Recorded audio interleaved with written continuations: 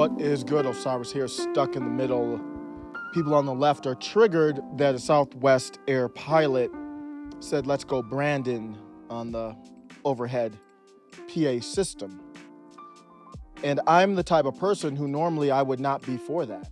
I even did a video a while back, when we have our leaders in foreign countries, I don't like the attacking them and all that kind of stuff. It's like, are we one country or not? Whether you like them or not, like Donald Trump, when Donald Trump was overseas, I was like, respect him as a president. Joe Biden, respect him as a president. But the gloves are off now. I'm talking about the figurative gloves. The political gloves are off. The social gloves are off. There is no more decorum.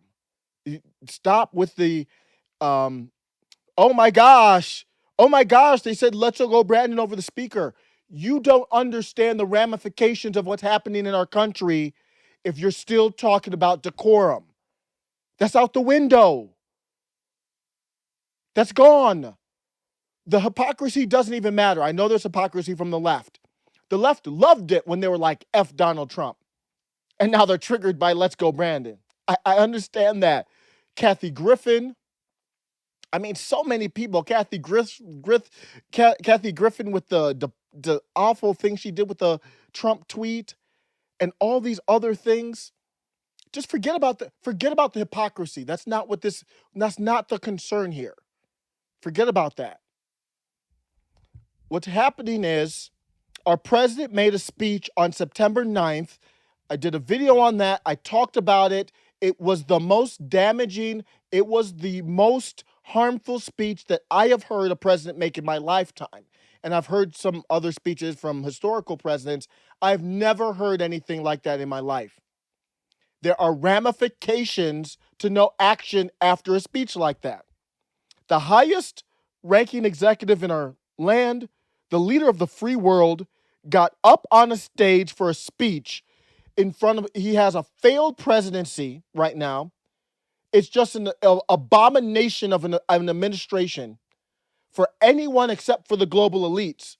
To the global elites, he's the greatest ever. And the Let's Go Brandon is a pleb, is something that organically came out from plebs because they have no power to strike back, figuratively. So that's why I said Ted Cruz. I don't want to hear politicians say "Let's go Brandon." I don't want to hear that on the floor in Congress. I've heard some people saying that. I've heard some Congress people tweeting it and saying it, and I don't want to. You guys don't need to do that. I need you to use your power to do something.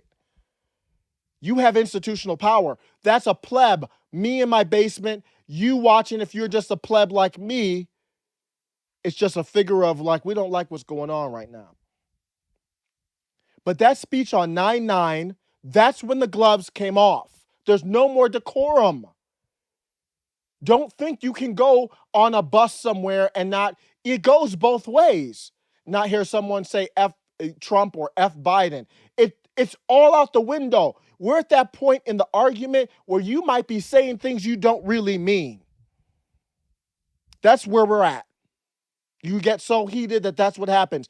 And that's the price of inaction. That's the price of a lack of leadership of anybody stepping up and saying, here's a path forward to avoid this collision course. On 9/9, our president pit American versus American, friends versus friends, family members versus family members, based on their vaccination status. And then threatened, still hasn't happened yet. Where is it at? Don't threaten us, do it. And threaten to fire workers, millions of workers. In one speech, his patience and our patience was running thin. And after that speech, no talk of impeachment other than from a couple people. He should have been impeached immediately. He's not impeached, that's fine. But this tension that we're living in right now, that's the cost of this. You can say, oh, no, he doesn't need to be fired. That's fine. He doesn't need to be impeached. That's fine.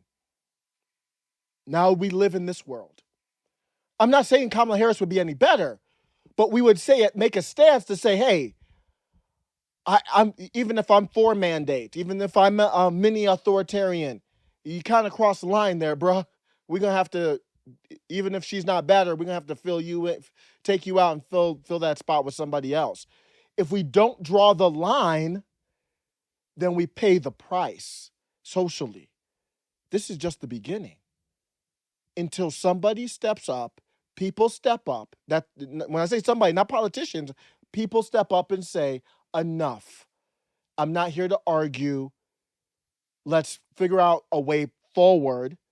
So this is after you're in that argument. You say the things maybe you did mean, whatever the case may be. Now we're at the point where you go, you know what? How do we continue from here? Let me know what you think. Take care.